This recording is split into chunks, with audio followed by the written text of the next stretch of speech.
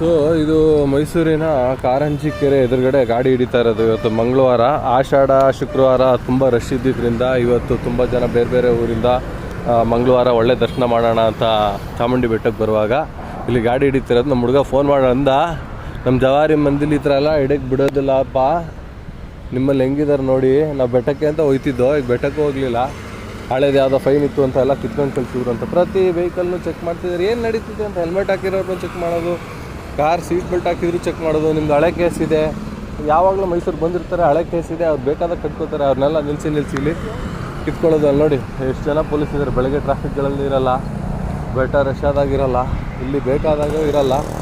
ಇಲ್ಲಿ ಒಂದು 10 ಜನ ಪೊಲೀಸ್ ನಿಂತಿದ್ದಾರೆ. ಇದೆ ಯಾವುದೋ ಇದು ಜಾಕಿ ಕ್ವಾರ್ಟರ್ಸ್ನ ಪೊಲೀಸ್ ಸ್ಟೇಷನ್ನು. ಇದ್ರ ಎದುರುಗಡೆನೇ ಕಾರಂಜಿ ಕೆರೆ ಇದೆ, ಇಲ್ಲೇ ನಿಂತ್ಕೊಂಡು ನಿಂತಿದ್ದಾರೆ. ಚಾಮುಂಡಿ ಬೆಟ್ಟಕ್ಕೆ ಹೋಗಬೇಕು, ತಾಯಿ ದರ್ಶನ ಮಾಡಬೇಕು ಅಂತ ಪಾಪ ಯಾವುದೋ ಊರಿಂದ ಬಂದಿರೋ ನನ್ನ ಇದು ಇದೇ ಜಂಕ್ಷನ್ನಿಂದ ಬರಬೇಕು, ಹಾಸನದಿಂದ ಬರೋರು.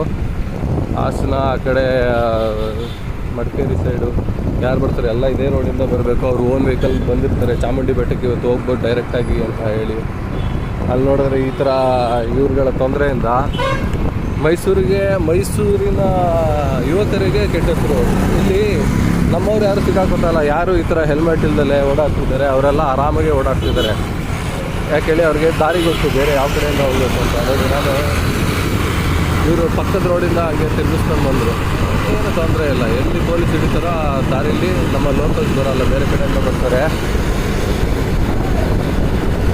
ನೋಡಿ, ಹೆಲ್ಮೆಟ್ಗೆ ಹಿಡೀರಿ ಅಂತ ಹಿಡಿತಾ ಇದ್ದಾರೆ ಅಂತ ಹೇಳಿ ಅವರೇ ಇನ್ನೊಬ್ರಿಗೆ ಸಹಾಯ ಮಾಡ್ತಾ ಇದ್ದಾರೆ.